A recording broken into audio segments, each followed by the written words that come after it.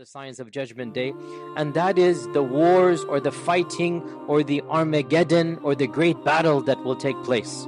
And the Prophet predicted you will have days of haraj. They said, what is haraj? He said, bloodshed. So there are predictions of lots of wars. Ibn Mas'ud was in Kufa, and one of these tabi'in, his name is Usayd ibn Jabir, he said, one day it was very cloudy and a dark storm, a dust storm came in the daytime, blocked the sun, and it seemed very terrifying. So a man came shouting to the masjid, "Oh Ibn Mas'ud, the day of judgment is coming." Looking at what is happening, he became terrified. He's running to Ibn Mas'ud saying, "Look, this is Qiyamah coming." Ibn Mas'ud then stood up amongst the people. The people are looking to him for comfort, for wisdom. The people are terrified. They're gathered in the masjid. Ibn Mas'ud stood up and he said, the Qiyamah is not going to come until you see these signs. And these signs haven't come, so this cannot be the Qiyamah. Number one, he said, people will not be able to divide their inheritance. This means massacres and death will be so profound that a person will have no family left.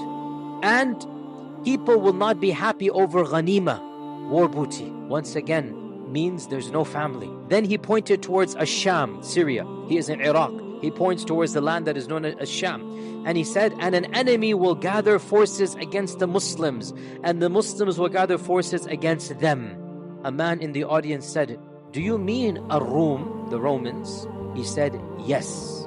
Now the Romans refers to European civilization, the Christian empires. So the term Rome, can de facto apply to the majority civilization, the superpowers of our times. So, and by the way, this is interesting because again, these are predictions that we are now seeing taking place. So Ibn Mas'ud said, yes, I mean the Romans. And at that time, there will be a severe fighting, a fierce fighting.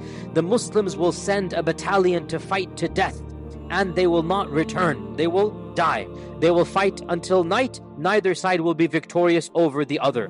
On the second day, the Muslims will send another battalion, and they will fight to death, and they will not return victorious. On the third day, the same thing will happen. And then on the fourth day, so for 3 days, Muslims are going in, and it is going to be massacre after massacre. Nobody will remain alive from the first batches that go. On the fourth day, Allah Azza wa Jal will grant victory to the Muslims, and the enemy will be defeated. So there will be 4 days of battle somewhere in Bilad al-Sham. Now the hadith goes on. This will be a battle the likes of which have never seen before. This is very terrifying. In human history, no battle has taken place that is more terrifying and more severe than that battle that will take place towards the end of times. And then Ibn Mas'ud said, and this is so powerful, and it's not Ibn Mas'ud, it is from the Prophet ﷺ, so much so that a bird that will fly over them will fall down dead. Now, you tell me, before I move on, you tell me, no matter how many people are killed by the swords on this land, will it affect a bird in the heavens? What will affect a bird in the heavens? Not swords. Get the point. Not swords. Something's going to happen that a bird in the heavens will be flying over. It will come down dead. And then the hadith goes on. Out of a family of 199 will perish and 1 will survive. The attrition rate in this war, 99%. Allahu musta'an. What war in human history has had 99% death? None. I don't know of any. While they are doing this, and they are finishing the battle, collecting the ghanima, recovering, they will hear there's a bigger calamity than this war. What could be a bigger calamity? Somebody will shout out, the Dajjal has come where your families have been left behind. So in that state, tired, bruised, bleeding, but their families are being attacked. Whoever is remaining in the land that they left behind, Bilad al-Sham, wherever there is, they will run, they will rush back to that land, and they will discover that it is a lie. It is not true.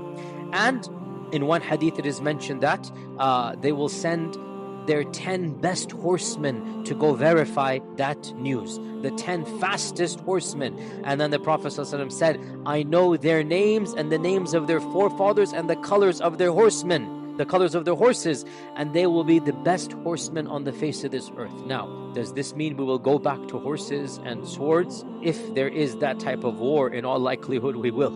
If there is that type of war, when nuclear weapons and whatnot and every side and whatnot, then we will go back to those days when there was no electricity and whatnot. We're going to go back to this. Or is it possible that when the Prophet is saying horse, he means a vehicle? This is also possible. It's not too much of a stretch, and Allah knows best. So, does this hadith mention the Mahdi? Yes or no? It does not. But other ahadith mention that the Mahdi will be the one that will be there when the news comes that the Dajjal is around. So, it appears that this big war that is being referenced is a war that the Mahdi will participate in, even though he's not mentioned in this one, right? So it is a war between Ar-Rum and between the Muslims.